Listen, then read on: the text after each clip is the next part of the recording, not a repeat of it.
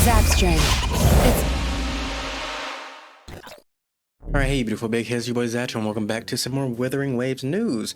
The live stream just happened not too long ago, so we're just going to talk about, well, everything. So let's just hop on into it. So I'm just going to put up the codes right away at the very beginning, just so people get those right off the bat. And we're going to start talking about the characters. So the characters we are getting are Phoebe and Brant. We will be getting Phoebe first, obviously with her signature weapon.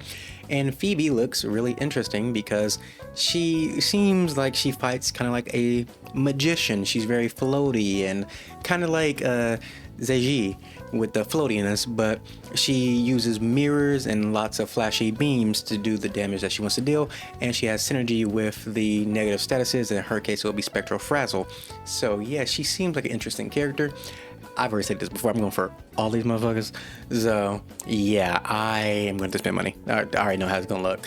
But yeah, that's what she's looking like. Really interesting character. So she should work really well with Spectro Rover because they said she has synergy with, you know, the negative status, and Spectro Rover got that added to her seemingly because she was releasing with this. So yeah, they should work pretty good together. Brant will be our second character releasing at a later date. I think around March 6th is what they showed. But yeah, so because that's when his companion quest launched, so it should be around the same time. So around March 6th is when he will launch. He is a fire sword character, and he puts Camellia to shame with how much he's flying around and just slicing and dicing people. They didn't really say much about what he does. They just said he jumps, he spins, he grapples, he hits you with an anchor. He's all over the place. He's just very flashy and flamboyant. He's a slut. I mean, you know, I don't make the rules. He's just a slut, and that's why we love him. So yeah, that's just Brant. On top of that, when Brant does come, Cheng Li will also be making her rerun as well. So if you miss out on her or you want her, that's your time to get her as well. Now that characters are out of the way, let's move over to events and whatnot. For the main event, we have Old Man and the Whale, which is pretty much taking us to an entirely new area, which is the Rosilio Islands,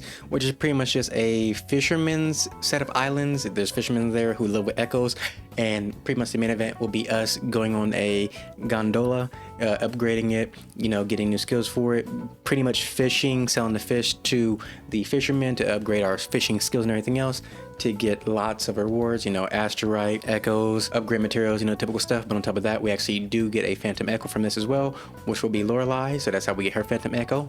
It's a mixture between gold and black, and it looks absolutely amazing. She gets a little confetti when she uses her skill now in her phantom variant. When it comes to the main story event, it's called Silent as a Falling Leaf, and that takes us to the vault underground in the Montelli family. In the vault we already went to, it actually expands even wider underground, and that's where the main story that we will be going through will take place. We'll be with Phoebe and Zany, and pretty much we're just going to be going throughout the entire vault. Things go wrong, we get trapped inside, we gotta get new clearance, which now there's a little clearance system. You can use clearance to change the path on the railroads because there's like a train echo inside the vault. You can use clearance to open up new pathways. You can use clearance to even turn enemies into friends to fight other, you know, enemies. It's a lot going on in the story part, but it all looks very cool, and I'm excited for it. Now, going backwards, going to that first event that I talked about, the Old Man and the Whale, we actually do also get a free rectifier from that event, a free 4-star rectifier called the Ocean's Gift, and we actually get dupes for it as well in this event that they stated. So I'm thinking that this rectifier actually might be good with Phoebe since she's a rectifier user, and this might just be the free one that you can get that might work really well with her. I'm hoping so, because I can't keep on summoning for weapons. I ain't got the luck for that.